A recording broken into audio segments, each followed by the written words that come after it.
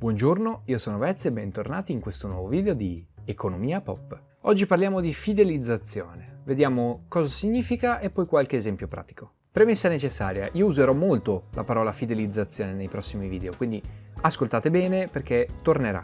La fidelizzazione è uno dei principali obiettivi del marketing. Non significa nient'altro che cercare di ottenere la fiducia del consumatore in modo che acquisti più prodotti della tua azienda.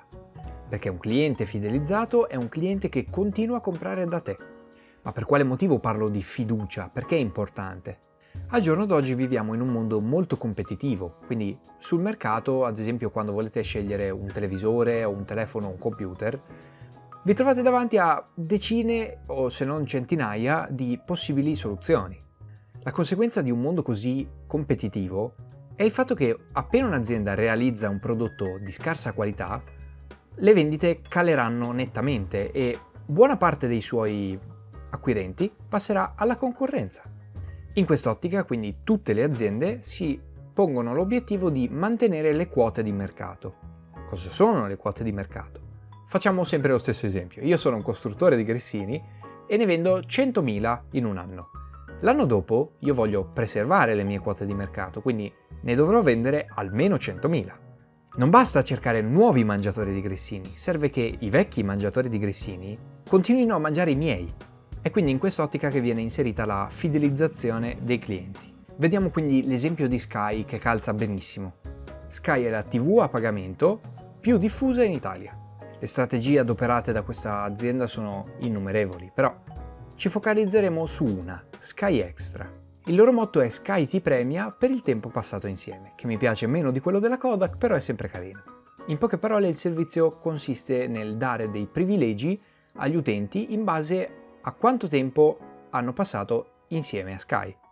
Quindi se come me siete clienti Sky da 15 anni, vi danno dei piccoli vantaggi, come ad esempio film gratis che per gli altri sono a pagamento, oppure biglietti per il cinema scontati, o servizio clienti, attenzione, molto più diretto di quello normale, che se no devi stare un quarto d'ora al telefono solo per parlare con qualcuno, mentre se sei cliente da tanto tempo hai il canale diretto con un operatore, o un sacco di altre cose che sono comunque utili.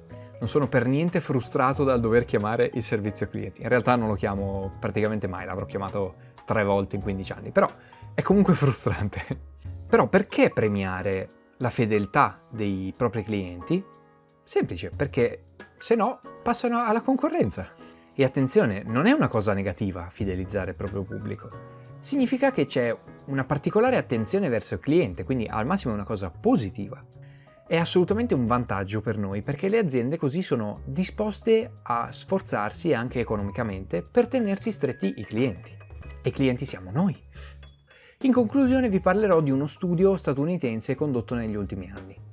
Questo studio cerca di capire se una persona soddisfatta da un prodotto consigli quello stesso prodotto di più di quanto una persona non soddisfatta sconsigli quel prodotto.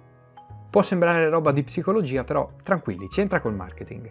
È stato dimostrato che le persone soddisfatte da un certo servizio non consigliano ad altre persone lo stesso servizio tanto quanto quelli non soddisfatti sconsigliano quel prodotto. Quindi se tu hai un cliente soddisfatto e uno non soddisfatto, il primo dirà a 5 amici di comprare quello stesso prodotto.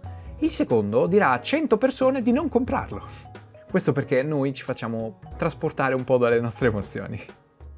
Ed ecco perché per le aziende sta emergendo sempre di più il problema dei clienti insoddisfatti, perché quei clienti possono lasciare recensioni negative pubbliche che molte persone possono vedere. Il problema dei clienti insoddisfatti si sta inasprendo ultimamente per le aziende. Questo perché stiamo andando sempre di più verso un sistema di rating diffuso.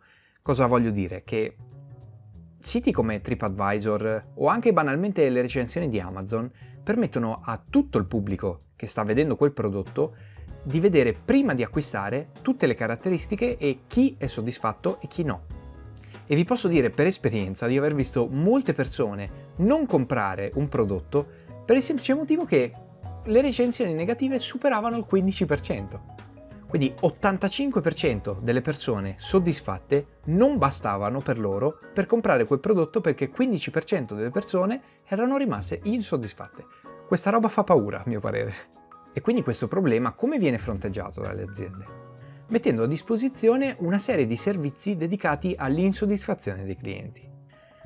Un esempio può essere quello di Amazon, che vende e spedisce i propri prodotti e se non sei soddisfatto entro 30 giorni, puoi richiedere il reso e ti ridaranno tutti i soldi, inclusi quelli dei costi di spedizione. Uscendo dal mondo online ci sono anche degli esempi più terra-terra, come ad esempio le pizzerie, soprattutto all'estero, che ti danno la pizza gratuitamente se il ritardo del fattorino è più di tot minuti. Può sembrare una cosa banale, però risolvere i problemi del cliente, l'insoddisfazione del cliente, è una manna dal cielo per le aziende. Questo perché? Perché un cliente al quale viene risolto un problema non è più insoddisfatto e quindi sarà più fidelizzato. A quel punto io cliente sarò convinto che l'azienda sarà sempre in grado di risolvere i miei problemi anche in futuro se ce ne dovessero essere e quindi automaticamente continuerò a comprare da loro. Bene, per questo video è tutto, spero di essere stato più chiaro possibile.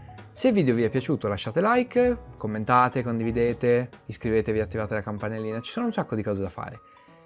Guardate le schede a fine video, appariranno delle schede nelle quali ci sono le playlist con tutti i video del canale. Sono molto belli, andateli a guardare!